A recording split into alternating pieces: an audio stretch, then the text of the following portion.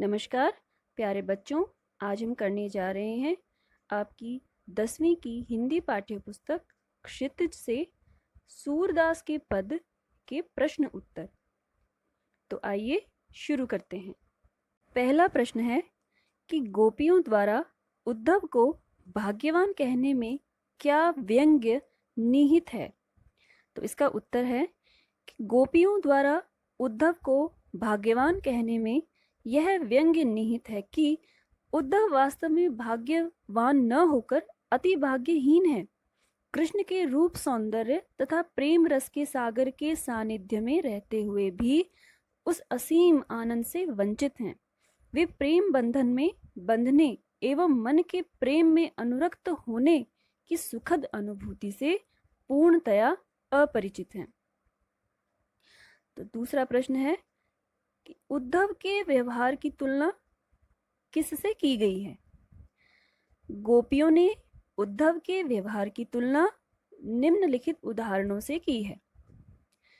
गोपियों ने उद्धव के व्यवहार की तुलना कमल के पत्ते से की है, जो नदी के जल में रहते हुए भी जल की ऊपरी सतह पर ही रहता है, अर्थात जल का उस पर कोई प्रभाव नहीं पड़ता। दूसरा, उन्होंने जल के मध्य रखे तेल के मटके के समान कहा है, जिस पर जल की एक बूंद भी नहीं टिक पाती। इसलिए उद्धव श्री कृष्ण के समीप रहते हुए भी उनके रूप के आकर्षण तथा प्रेम के बंधन से सर्वथा मुक्त हैं। तीसरा प्रश्न है कि गोपियों ने किन किन उदाहरणों के माध्यम से उद्धव को उल्हाने दिए हैं। तो गोपियों ने कमल के पत्ते, तेल की मटकी और प्रेम की नदी के उदाहरणों के माध्यम से उद्धव को उल्हाने दिए हैं। प्रेम रूपी नदी में पांव डुबोकर भी उद्धव प्रभाव रहित हैं। वे श्री कृष्ण के सानिध्य में रहते हुए भी श्री कृष्ण के प्रेम से सर्वथा मुक्त रहे। तो इसमें जो कमल का पत्ता है और तेल की मटकी के उदाहरण हैं, इनको आप एक्सप्लेन कर सकते हैं कि किस तरह से कमल का पत्ता पानी के भीतर रहते हुए भी उसके ऊपर पानी की एक बूंद भी नहीं ठहरती। जिस तरह से तेल की मटकी को यदि पानी के भीतर रखें तो उस पर भी पानी की एक बूंद भी नहीं ठहरती। तो इसी तरह से इस एग्जाम्पल को आप एक्सप्लेन करेंगे तो ये आंसर थोड़ा सा और लेंदी हो जाएगा। चौथा प्रश्न है कि उद्धव द्वारा दिए गए योग के संदेश ने गोपियों की विरह अग्नि में घी का काम कैसे किया। तो इसका उत्तर है कि गोपियां श्री कृष्ण के चले जाने पर उनसे अपने मन की प्रेम भावना प्रकट न कर पाने के कारण विरह की अग्नि में पहले से ही जल रही थीं। उन्हें आशा थी कि श्री कृष्ण लौटकर आएंगे, किंतु वे नहीं आए।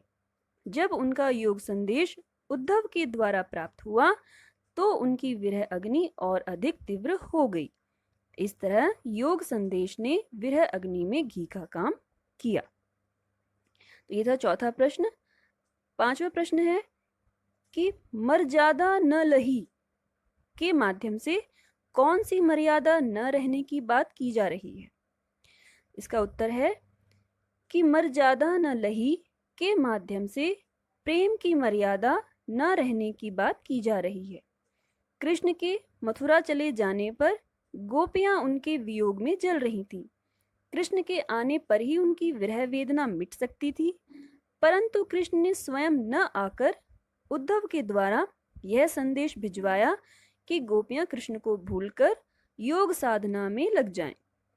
प्रेम के बदले प्रेम का प्रतिदान ही प्रेम की मर्यादा है, लेकिन कृष्ण ने प्रेम की मर्यादा नहीं रखी। वापस लौटने का वचन देकर भी वे गोपियों से मिलने नहीं आए। ये था पांचवा प्रश्न। छठा प्रश्न है कि कृष्ण के प्रति अपने अनन्य प्रेम को गोपियों ने किस प्रकार अभिव्यक्त किया है। तो इसका उत्तर है कि गोपियों ने श्री कृष्ण के प्रति अपने अनन्य प्रेम को प्रकट करते हुए कहा कि हमारा श्री कृष्ण के प्रति स्नेह बंधन गुड़ से चिपटी हुई चींटियों के समान है। श्री कृष्ण हमारे लिए हारिल की लकड़ी के समान है। हम गोपियां मन, कर्म, वचन सभी प्रकार से कृष्ण के प्रति समर्पित हैं। हम सोते जागते रात दिन केवल कान्हा कान्हा ही रटती रहती हैं। हमें योग संदेश तो कड़वी ककड़ी के समान अरुचिकर लगता है। तो इन सभी के जरिए गोपियों ने श्री कृष्ण के प्रति अपने अनन्य प्रेम को प्रकट किया है। अगला प्रश्न है कि गोपियों ने उद्धव से योग शिक्षा कैसे लोगों को देने की बात कही है।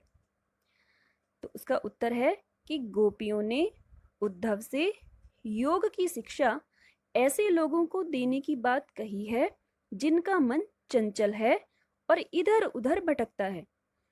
उद्धव अपने योग के संदेश में मन की एकाग्रता का उपदेश देते हैं, परंतु गोपियों का मन तो कृष्ण के अनन्य प्रेम में पहले से ही एकाग्र है। इस प्रकार योग साधना का उपदेश उनके लिए निरर्थक है।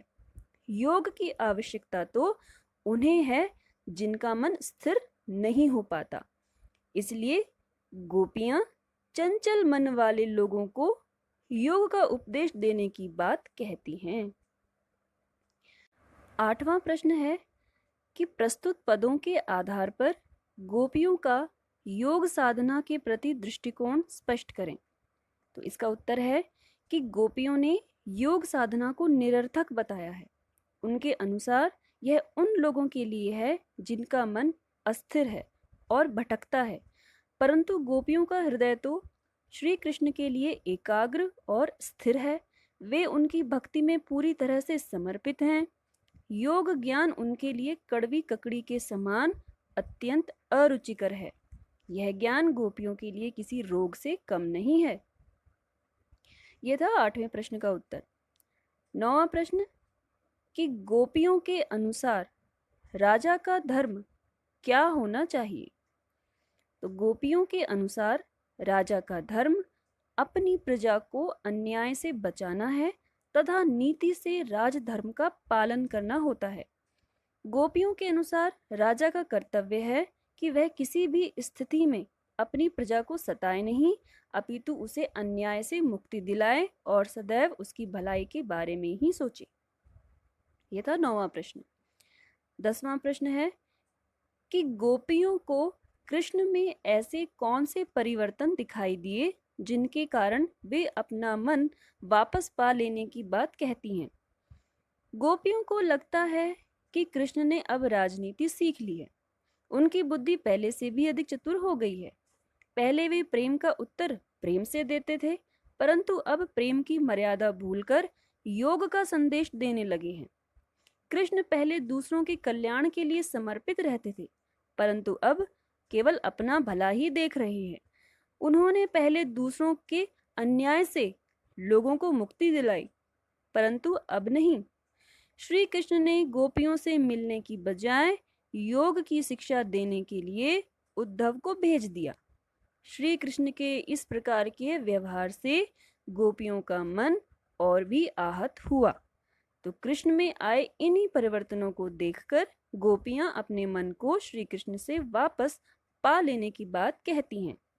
11वां प्रश्न है कि गोपियों ने अपनी वाक चातुर्य के आधार पर ज्ञानी उद्धव को परास्त कर दिया, तो उनके वाक्य चातुर्य की विशेषताएं लिखिए।